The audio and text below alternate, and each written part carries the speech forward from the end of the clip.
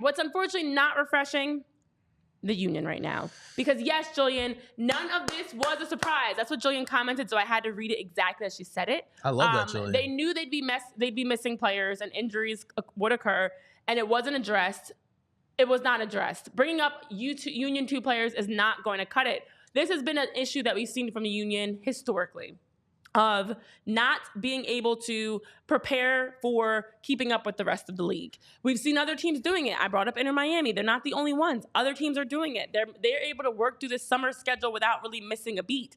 And for the Union to have, coming into this season, the home strength that we've seen from them, where you, through March, were 38, 3, and 16 in all competitions at home. Since then, have they won at home, guys? That's pretty crazy, too. Crazy.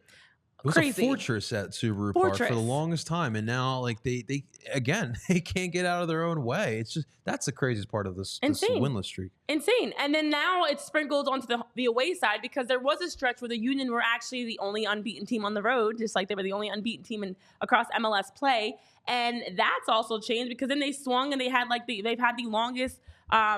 They've had the longest winless streak, or they're up there, I should say, right now. It feels like for the longest winless streak because they haven't been able to win. You went from having the longest unbeaten streak that you were in the conversation of. That's how they started out the season. At one point, they were 3-0-5 on the road, where they were one game shy of the longest unbeaten streak to start a season set by the 2013 Portland Timbers.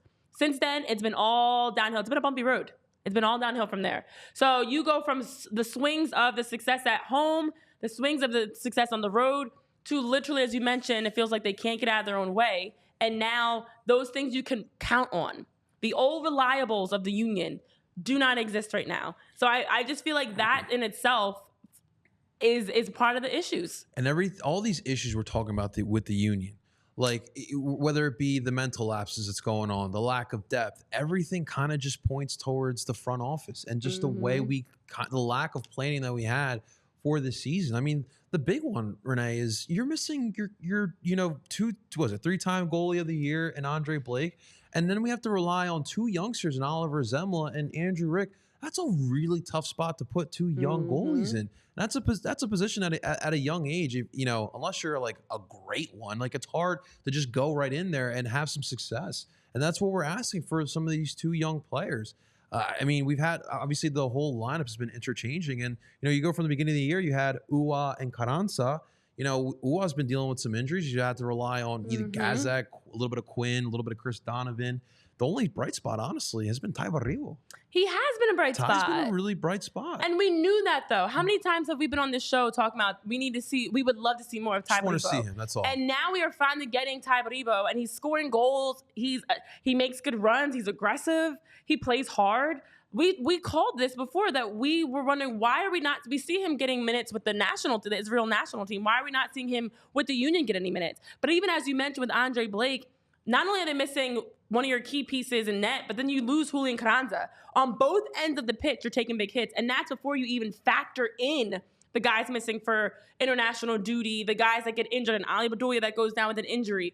We, again, knew this was coming, though. Was there any surprise, guys, when Julian Carranza's deal went through with Feyenoord? Was there any surprise that even Andre Blake, now how he got injured and how long it's taken is a surprise, but how many times have we talked about Andre Blake being like the one guy that really holds this team together? Yeah. He's human. At some point, it was going to catch up to him. He's also in the 30-plus crew now. He's got a lot of minutes under his belt. He's played a lot. We are not surprised by any of this. Did Andre Blake's absence just expose our back line? Like we brought that up earlier in the year, but like now it's been a month since we talked, at least a month since we talked about that, and this back line looks even worse. That first goal, what were we doing, Jack Elliott? There's a lot of goals throughout the entire season where we're just thinking about that. We got my boy John Krisafi checking on in, can't get out of their own way, can't even beat any team. Think about that, Renee. Can't even beat teams in the lower half of the table. Which is why they're last place. Yeah, the only win was against New England. We got New England this upcoming Wednesday. Like, do you honestly feel good at all about that match? No. New England's actually been winning games. Yeah, that too. They've actually been moving in the right direction. And we beat a 10-man New England team at that point. Philly has become legitimately the worst team in the East. Again, 2 seasons removed from that final, which is absolutely wild to think about as well, Renee. The fact that we're 2 years away from that historical year, one of the best, if not the best, MLS match of all time. And now we're talking about blowing this up essentially. Like, think of the narrative you want, but right now it's just not fun. Whether you're thinking about selling the team or whether you're thinking about, this team is not that far off from turning it back around. Regardless, it's just in a bad spot that 2 years ago we were in the final. We were the top of the top, us and LAFC. Yeah, and as John mentioned, New England's actually signing players. I think there's a lot of questions. There's a lot more questions that have come out of the last stretch than answers for me. One, obviously, there was clearly no plan to replace Julian Carranza. We all knew in the offseason that Julian Carranza come summer. We literally said, we were sitting right here talking about with you guys and saying there's a really good chance Julian Carranza doesn't make it past this summer. Here he is gone. What was the plan to replace him? What was the true plan? Andre Blake's injury. Obviously, they brought in Oliver Zemla. There was a half plan there. But what really was the plan defensively in his absence? What was also the plan offensively to get guys like Daniel Gazdag and Mikel Ua able to score? Because Gazdag right now, let's be honest, he still is a PK machine. Yeah. I love him. I love the fact that he's a cool guy, friend. Like, I say this with all due respect, but what is being done to help him score goals in the run of play? What is being done to help him, especially knowing Julian Carranza was going to be gone, because we knew that.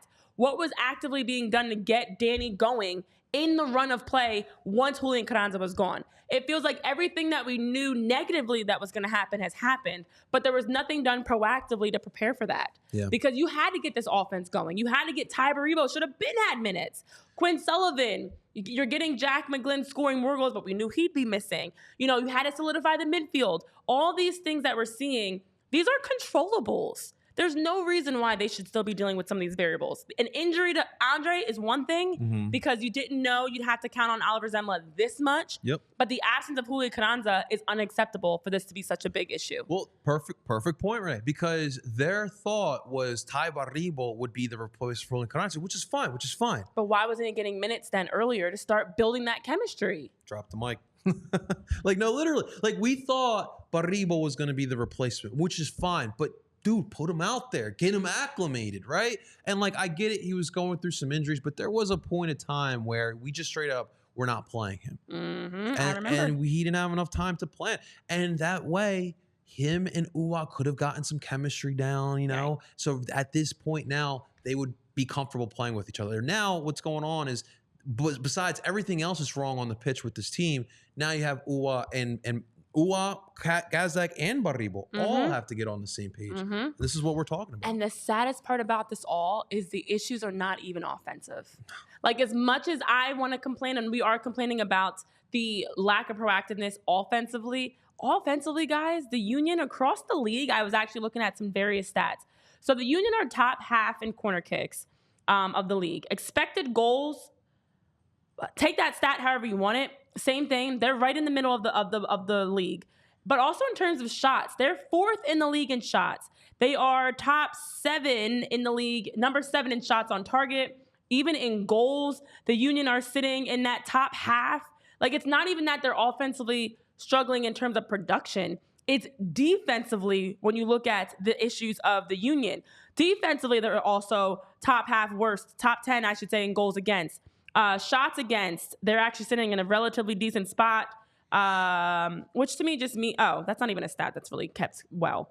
Clean sheets, forget about it, because the Union are not in a good spot with clean sheets. Save percentage, same thing. They're one of the worst teams in the league in terms of save percentage. No surprise there. But it's not even that they're giving up a lot of shots, to be honest. The issue is I remember playing on teams like this where a team would come down one time and score.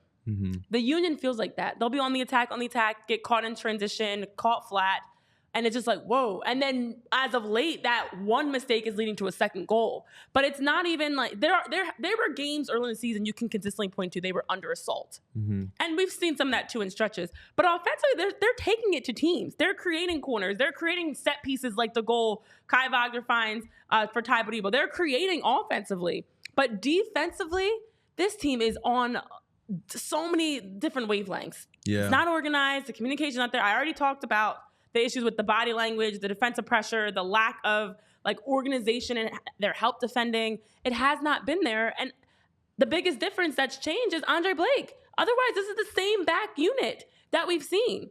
So what's really changing here? As you mentioned, is the defense really getting that exposed? Andre wasn't out there 1v1 defending for people. Andre wasn't out there clearing crosses and organizing in transition on the pitch the same way.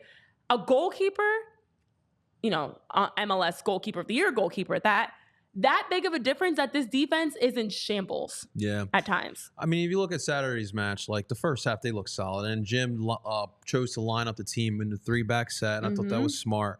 What messed up was John Herdman in Toronto. They changed up the tactics, and Philly really couldn't, because like, what are you going to change? What are you going to change tactically with what you have on your bench, right? Like we're still really thin in that portion of this team, and so like that's where it messed up the U, and the Union just allowed one, and that's the other thing too, Renee. Like we talked about defense, being mentally strong. Those were the two things that this team were constantly doing over the past 2 seasons.